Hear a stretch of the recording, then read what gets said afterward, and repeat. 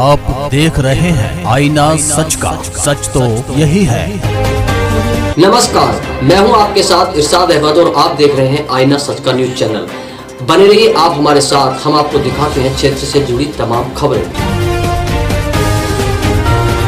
आईना सच का news channel पर वर्ष 2000 से बसपा में कार्य कर रहे जयदेव सिंह ने आईना सच का न्यूज चैनल से अपनी बात को साझा करते हुए क्या कहा, आप देखें इन तस्वीरों में।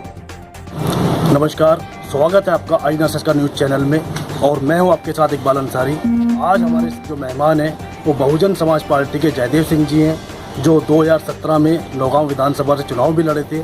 हम बात करेंगे जयदेव सिंह जी से। जी नमस्कार, सबसे पहले तो स्वागत है आपका आईना समाचार न्यूज़ वालों का और सभी देशवासियों का, सभी नौगांव विधानसभा वासियों का। हाँ दाई जी, आप मुझे बताएं कि आपका राजनीतिक कैरियर कब से शुरू हुआ? कि मैं अभी विधायक नहीं हूँ, जनता का विधायक हूँ, विधानसभा का विधायक नहीं बना। तो देखिए, चुनाव 2017 में हुआ, बाकी मैं पिछले 20 साल से बहुजन समाज पार्टी में हूँ और लगातार बसपा में ही हूँ। क्योंकि मैंने, जैसे लोगों ने पार्टियाँ बदली या किसी दूसरी पार्टी में चले गए चुनाव के लालच में आके, ना हम तो पार्टी के सच्चे। आप अमरोहा ब्लॉक प्रमुख भी रहे हैं, कब रहे? मैं अमरोहा ब्लॉक प्रमुख 2010 से और 15 तक मैं ब्लॉक प्रमुख रहा हूँ। तो अब जैसे कि आप चुनाव लड़ रहे हैं, मात्र आपको विधायक बन जाते हैं, जनता आपको पसंद करती है, तो मात्र आपको लगभग 1 साल मिलेगा। तो इस 1 साल में आप जनता की क्या सेवा कर पाएंगे? देखिए, जैसा कि आपको भली भांति जानकारी है इस बात की, प्रदेश की जनता जानती है, क्योंकि माननीय बहन जी के शासनकाल में एक तो लाइन ऑर्डर की प्रेफरेंस होती है कि लाइन ऑर्डर रहना चाहिए, बहन बेटियों की इज्जत होनी चाहिए, समाज में हर वर्ग का सम्मान होना चाहिए। ये नहीं कि जाति विशेष के लिए हम लड़ाई लड़ें, हम तो समाज के सम्मान के लिए हर समाज के साथ हैं और हर समाज के साथ चल के काम करेंगे। जहाँ की शिक्षा का सवाल है, क्योंकि आपको पता है कि इस सरकार ने मंदिर तो बना दिया, लेकिन इस सरकार ने कोई यानी कि अस्पताल, एम्स आना चाहिए था, उसको नहीं आया, लेकिन अयोध्या में मंदिर बनाने में लगी है। सिर्फ मंदिर की सरकार है। तो मैं तो एक बात कहना चाहता हूँ, कोई इन्होंने कॉलेज खोला हो, कोई किसी भी वर्ग में जाकर कहीं काम किया हो, तो आप एक मुझे बता दें कि इन्होंने ये काम किया है सरकार ने। बहन कुमारी मायावती जी के राज में कितने शिक्षण संस्थान खोले गए, कितने मेडिकल कॉलेज खोले गए, ये आपको भली बात ही पता है। आप 2007 से 12 के उसमें देख सकते हैं कि 5 साल के शासनकाल में 4 बार मुख्यमंत्री मान में बहन कुमारी मायावती जी रही, तो उन्होंने अपने शासनकाल में कितना कार्य किया, आप भली बात ही जानते हैं। तो बहुजन समाज पार्टी में जैसा सुनने में आ रहा है कि फुरकान अहमद, जिनकी पुत्र वधू जिला पंचायत सदस्य हैं, वो भी टिकट की दावेदारी कर रहे हैं, आप भी टिकट की दावेदारी कर रहे हैं, डॉक्टर सोरेन सिंह भी दावेदारी कर रहे हैं, तो आखिर किसको टिकट हो पाएगा? देखिए, टिकट मानना, पहले तो मैं आपको बताऊं कि फुरकान अहमद जी उनकी पुत्र वधू नहीं है, वो एक गांव की महिला है, उनके कोई उनका रिश्ता संबंध नहीं है, गांव की महिला है। वो फर्जी वो लिखते रहते हैं कि मैं जिला पंचायत सदस्य हूं, ऐसा कुछ नहीं है। दूसरी बात, देखिए, टिकट मांगने का अधिकार सबको है। डॉक्टर सोरेन सिंह भी हमारे बड़े भाई हैं, फुरकान अहमद भी हमारे भाई हैं, या और भी कोई अन्य साथी आना चाहते हैं, लड़ना चाहते हैं, तो सब भाई हैं। जिसको माने बहन जी का निर्देश होगा, हमारे माने पश्चिमी उत्तर प्रदेश के प्रभारी माने शमसुद्दीन इब्राहिम साहब हैं, आदरणीय श्री सांसद गिरीश चंद जी हैं, गिरीश चंद जाटव जी, आदरणीय श्री राजकुमार गौतम जी, जो हमारे पदाधिकारी चुनेंगे, चुन के बताएंगे मान्य बहन जी को, उसका टिकट होगा। किसी का भी हो, जिसका टिकट होगा उसको चुनाव लड़ाएंगे, उसमें कोई वो नहीं है। हमारा कोई ये कंफर्म नहीं कि हम चुनाव ही लड़ेंगे तभी पार्टी में, ऐसा नहीं है। हमारा ध्येय ये है कि हम जनता की सेवा करें। आप देख ही रहे हो कितने लोग मेरे पास बैठे हैं, मेरे यहाँ तो रोज इतने लोग आते हैं अपनी समस्याएं लेकर। मैं जाता हूँ, चाहे डीएम साहब का मामला हो, चाहे कप्तान साहब का, तहसीलदार, थानेदार, किसी का मामला हो, मैं तुरंत अपने लोगों के साथ चला जाता हूँ। अच्छा, 2017 में आप नौगांव विधानसभा का चुनाव लड़े थे, तो कितने वोट मिला था? मुझे लगभग 41,000 कुछ वोट मिले थे। वो दुर्भाग्य रहा हमारा, क्योंकि तो पूरे प्रदेश में ही हालत ख़राब हो गए थे। चुनाव एक उस पर हो गया था, जैसे कि कहें एचएम बेस पे, या मतलब एक जाति भाव के बेस पे चुनाव हुआ। वो चुनाव जनता का निर्णय है, मान्य है, लेकिन अब जनता बदलाव लाएगी। अभी उपचुनाव होने जा रहा है नौगांव विधानसभा पे, आपको इसी में पता लग जाएगा। 2022 तो भी दूर है, लेकिन इसी में पता लग जाएगा। उपचुनाव हो रहा है, जनता का मन बिल्कुल भारतीय जनता पार्टी से, आम आदमी किसान नाराज है। जैसे कि आप बैठे थे, मेरे यहाँ किसान लोग समस्याएं बता रहे थे, पीछे बैठे हैं, चौहान समाज के लोग बैठे हैं, सैनी समाज के लोग बैठे हैं, पाल समाज के लोग आए हुए हैं, प्रजापति समाज के लोग हैं, कश्यप समाज के लोग हैं, मुस्लिम समाज है, जाट समाज के लोग हैं, गुजर समाज, हर समाज से लोग बैठे हुए हैं। ये कोई मेरे बुलावे पे नहीं आए कि आप मेरा इंटरव्यू ले रहे हैं या इसलिए आए हैं। ये सब लोग अपनी समस्या के लिए लेके आते हैं, और जैसे जैसे मैं जाता हूँ, जिस विभाग का काम होता है मैं उनकी समस्याएं सुन रहा हूँ, तो लोग मेरे से जुड़े हुए हैं, मेरे से प्रभावित हैं, मेरे पास आते हैं। नहीं तो मैं अब सत्ता में नहीं हूँ, फिर भी मेरे पास आप देख रहे हैं कितने आदमी बैठे हुए हैं। तो ये सिर्फ एक मैं क्षेत्र में लगा हूँ, चुनाव हारने के बाद भी पिछले 4 साल हो गए, मैं 4 साल से कहीं नहीं जा रहा। जनता के सुख दुख में कहीं किसी का सुख है दुख है, मैं उसमें आधी रात पूछता हूँ, ये मैं काम कर रहा हूँ। बाकी जनता का निर्णय जो होगा वो मान्य होगा, कोई वो नहीं। अच्छा ये बताएं आप हमें कि आप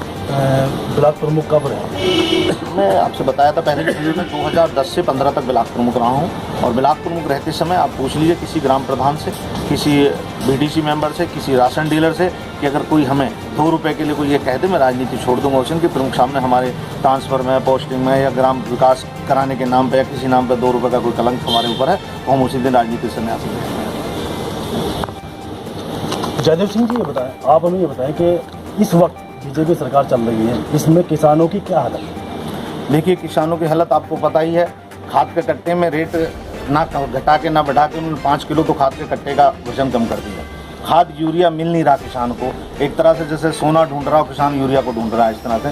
तो एक ये बात नहीं है, आम जन गन्ने की बात है किसान, क्योंकि यहाँ पर्टिकुलर नौगांव में विधानसभा की मैं बात करूँ तो ज़्यादातर किसान गन्ने की खेती करता है। गन्ने की भी पिछली पेमेंट नहीं हुई, किसान बहुत परेशान है। आए दिन मेरे पास लोग आते हैं कि गन्ने की भी पिछली पेमेंट नहीं हुई और किसान आगे गन्ना गिनने जा रहा है। किसान को कोई किसी तरह की कोई सुविधा नहीं है। चाहे बैंक लोन की बात देख लो, किसान से कितना बड़ा धोखा किसान के साथ हो रहा है कि किसान के क्रेडिट कार्ड बनाया जा रहा है, उसके इंश्योरेंस के नाम पे किसान से पैसे लिए जा रहे हैं। किसान के गन्ने में आग लग जाए तो गन्ना, सरकार क्या कहती है, सरकार कहती है कि ब्लॉक का 70% गन्ना जल जाएगा, यानी कि 70% किसान के आग लग जाएगी, गेहूं या गन्ने की फसल नष्ट हो जाएगी, तब उसको मुआवजा मिलेगा। क्या मतलब है भाई? इंडिविजुअल किसान अगर जब इंश्योरेंस करा रहा है तो इंडिविजुअल नाम पे करा रहा है। आप कहीं कोई पॉलिसी लेते हैं LIC की हो या किसी भी उसकी हो तो उस पर इंडिविजुअल होता तो इंडिविजुअल आपको क्लेम मिलता है। उसमें ये तो नहीं होता कि पूरे ब्लॉक के लोग अगर 70% महामारी आ जाएगी ब्लॉक में तभी क्लेम मिलेगा। तो ये आधार है, लेकिन सरकार किसान क्योंकि विरोधी है। कोई भी काम आप देख लीजिए किसान के, अगर कहा हो अभी कुरुक्षेत्र में कितने किसानों पर लाठी चली है आपको पता है, मैं बताने की जरूरत नहीं है। अब जनता समझ रही है, जनता जवाब देगी इनको, जनता उपचुनाव में जवाब देगी, उपचुनाव का 2022 में दिखाएगी हकीकत क्या है। अच्छा आप किसान विरोधी सरकार बता रहे हैं, कुरुक्षेत्र की आप घटना बता रहे हैं, उत्तर प्रदेश के बारे में नहीं, मैं उत्तर प्रदेश बता रहा हूँ। उत्तर प्रदेश का भी सरकार पीछे दिल्ली में किसान गया था, उन पे भी लाठी चली। तो अब किसान को मारा जाएगा, ये किसान अन्नदाता है। और देखिए मैं आपको बता दूं, सरकार कोई भी रहे, जब तक किसान का ध्यान नहीं रखा जाएगा विकास नहीं हो सकता प्रदेश का या देश का। क्योंकि मैंने बहन जी रही सबसे ज़्यादा गन्ने का रेट अगर किसी ने बढ़ाया है, हिंदुस्तान की बात करता हूँ मैं, उत्तर प्रदेश की बात नहीं करता, कि अगर किसी ने रेट बढ़ाया तो बहन कुमारी मायावती जी ने बढ़ाया। शिक्षा का अगर काम किया तो बहन कुमारी मायावती जी ने किया। मैं इसलिए नहीं कह रहा कि मैं BSP के झंडे के नीचे राजनीति कर रहा हूँ, हकीकत है। लेकिन दिक्कत क्या, सबसे बड़ी बात क्या है कि मीडिया इस चीज़ को दिखा नहीं रही। मीडिया जो है क्योंकि टोटल बीजेपी के सिस्टर कंसर्न तरह से बनी हुई है कि जैसे कि पारिवारिक रिश्ता है। किसान की समस्या, मजदूर की समस्या नहीं बताएंगे। अभी कितना मजदूर प्रवासी मजदूर आए, हमने अभी हमारे शमसुद्दीन राहिनी साहब आए थे, उन्होंने प्रवासी मजदूरों की समस्याएं सुनी रामपुर में। तो हमारा मिशन चल रहा है, हम तो मिशन के आदमी बात कर रहे हैं लोगों से जा के कि क्या क्या दिक्कत रही, कितने लोग मर गए। अब कोई सरकार कहने वाली है उन किसी को मुआवजा नहीं मिला। चाहे शहीद की बात कर लो, बॉर्डर पर कितने लोग जवान शहीद हो गए, उनकी विधवाओं से पूछो जाके, किसी को 2 रुपये का भी कमीशन इन्होंने दिया नहीं है सरकार ने। तो अभी किसके हित की बात करेगी, किसके बारे में बात करेगी, कितनी बात कही जाए, ये कहने की जरूरत नहीं है। क्योंकि इससे भी सरकार का प्रचार हो रहा है। अगर हम सरकार की बुराई कर रहे हैं तो ये भी प्रचार हो रहा है, तो उनको तो हर तरफ से लाभ होता है। तो इसलिए कोई बोलने की जरूरत नहीं है, जनता बताएगी, जनता जनार्दन है, जनता जवाब देगी इनको आने वाले समय। और ये थे हमारे साथ आज बसपा पार्टी के एक जाने पहचाने नेता जयदेव सिंह जी, जिनका बसपा पार्टी के अंदर राजनीतिक कैरियर 2000 से शुरू हुआ, जो 2010 से 2015 तक अमरोहा ब्लॉक प्रमुख भी रहे और 2017 में नौगांव विधानसभा चुनाव लड़ा। चुनाव हार गए वो ये अलग बात है, लेकिन जनता इनको बहुत प्यार करती है। मैं कैमरामैन काविंदर के साथ इकबाल अंसारी, आईना सच का न्यूज़ चैनल अमरोहा। दोस्तों अगर आपको हमारा ये वीडियो पसंद आया हो तो इस वीडियो को लाइक करें और हाँ, चैनल को सब्सक्राइब करना ना भूलें।